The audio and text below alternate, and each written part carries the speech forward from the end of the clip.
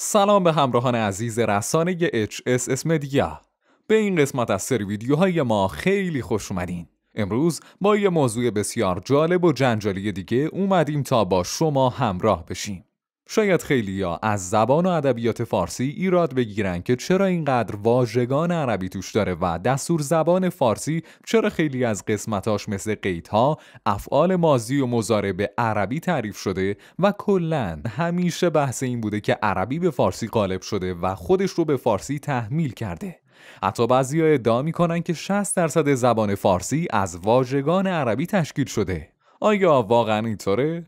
تا حالا شده از خودتون بپرسین با توجه به اینکه ایرانی‌ها که هزاران سال قبل اعراب حجاز و نجد تمدن داشتن چرا نتونستن فارسی رو وارد عربی بکنن؟ البته این نکته رو هم مد نظر قرار بدید که حساب عرب زبان‌های ایران عزیزمون از عربستانی‌ها کاملاً جداست. اگه سوالاتی از این قبیل ذهن شما رو هم درگیر کرده، باید بهتون بگم که تا چند دقیقه دیگه قرار یک بار برای همیشه به همشون پاسخ بدیم و پروندهشون رو ببندیم. تو این برنامه میخوایم توی 3 بخش دستور زبان، خط و واژگان با دید تاریخی و فرهنگی و در نهایت جامعه شناسی پاسخ بدیم و بهتون اطمینان میدم این ویدیو یکی از کاملترین ویدیوهایی که تا حالا در مورد این موضوع ساخته شده. شماره 1. دستور زبان. فارسی یکی از زبانهای اندواروپاییه که با زبانهایی مثل هندی، انگلیسی، آلمانی و یونانی هم خانواده است. زبان فارسی رو میشه از نظر ساختار و دستور زبان و همچنین آواشناسی به 3 دوره تقسیم کرد. فارسی باستان که شامل دوره ورود پارسا به ایران تا انتهای دوره هخامنشی میشه، فارسی میانه یا پهلوی که در دوره ساسانی در ایران رواج داشته و زبان فارسی نو یا دری که در اواخر دوران ساسانی به وجود اومد و تا امروز بیش از 1500 ساله که فارسی نو رواج داره.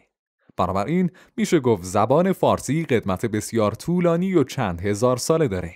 توجه داشته باشین که تغییرات بین فارسی باستان و پهلوی ساسانی به خاطر حمله اسکندر به ایران و حکومت یونانی ها در ایران بوده و تغییر بین پهلوی ساسانی و فارسی نو به دنبال حمله اعراب به ایران صورت گرفته.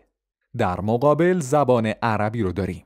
زبان عربی یکی از زبانهای خانواده زبانهای سامیه و هم خانواده زبانهایی مثل عبری، بربری یا آمازیغی و آرامی میشه و ریشش از اساس با فارسی متفاوته و قدمتش به 2 دوره اصلی تقسیم میشه: عربی باستان و عربی نو. عربی باستان که شامل دوره قبل از تشکیل دستور زبان عربیه و عربی نو که در پی حمله اعراب به ایران و به وجود اومدن دستور زبان عربی شکل گرفته.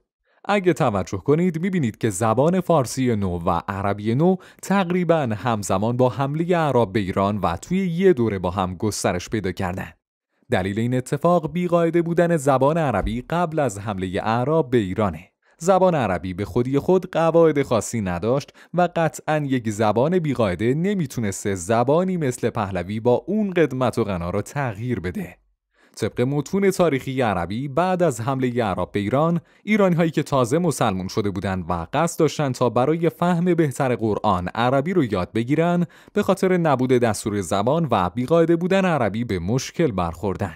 در اون زمان چند تا از دانشمندان ایرانی دست به نظم دادن به زبان عربی زدن و برای این زبان دستور زبان نوشتن. سیبویه شیرازی اولین کسی بود که یک کتاب راجع به قواعد عربی نوشت و با قاعده دار شدن زبان عربی دوران عربی نو هم آغاز شد.